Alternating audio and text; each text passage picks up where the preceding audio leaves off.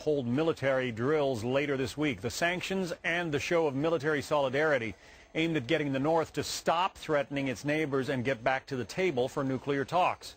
Former State Department official Christian Whiton is the former Deputy Special Envoy for Human Rights in North Korea. These new sanctions, Christian, what are they? Well, John, there's less here than meets the eye because actually there are comprehensive sanctions in place already against North Korea. The U.S. has essentially complete sanctions against trade and investment. And also, dating from 2006, the UN has comprehensive sanctions that prohibit trade in military and luxury goods. It was essentially re-announced today. Now, there is one thing that's new in what was announced, and that is at least a mention of financial sanctions. Those also have been tried before. They were put in place in 2005. They had a significant effect in causing North Korea some pain. But they were lifted in 2007 in order to bring North Korea back to the negotiating table. So it's an interesting development, but there's a little less less significance than you might imagine. Well, there's a little bit of stick here and not really any carrot. Is that the way you would describe it?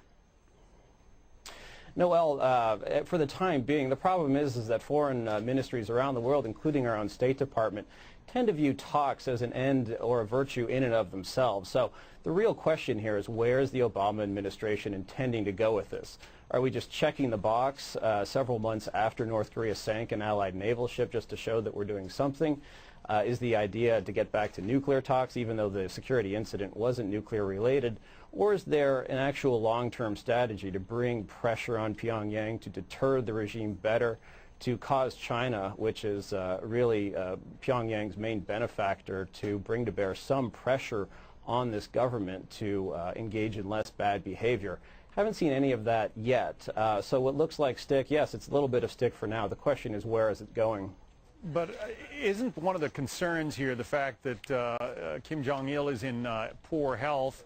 The thinking is that he may have ordered the sinking of that South Korean warship to try to ingratiate himself with the military so that if and when he passes along, his son is standing in good favor with the military leaders there.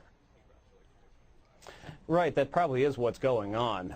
Kim has always drawn his support more directly from the military, unlike his father, who somewhat balanced the military and the party.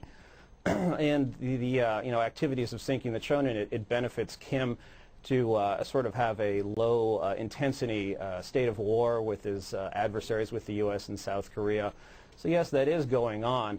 The response to that ought to be something that essentially does not reward his conduct, but in fact makes him worse off. Essentially political warfare at its finest, which doesn't require military action. It does require military presence, and things that make the generals in Pyongyang and the generals in Beijing also realize that there's a consequence to this bad behavior and that the bad behavior makes them worse off. Unfortunately, there's nothing really yet that we've seen out of this latest announcement that constitutes that. It may lead to that. Worst case scenario is this just leads to more talks, which plays right into Kim Jong-il's strategy. He is terrific at talks. Yeah. He's terrific at selling his bad activity and promises to curtail it over and over again, and it's provided him with tremendous amounts of largesse. Very quickly, we have a lot of viewers who have family members who are posted to South Korea serving in the military. Are they, would you say, in greater danger or about the same as a result of these new sanctions and North Korea's attitudes? I'd say it's about the same. North Korea is not, it's an evil regime. It's not a suicidal regime or not a stupid regime. To an extent, it can be deterred from any overt or direct military attack beyond the ones we've seen. That doesn't mean it's not a very dangerous peninsula and mistakes can be made. North Korea to an extent can be deterred. A better policy would be deterrence, causing the Chinese to pressure them and to help the North Koreans ultimately free themselves from the regime. That is what will make Northeast Asia secure in the long run, is doing away with this regime. Yeah. Christian Whiton, thanks very much for your expertise. Thanks, John.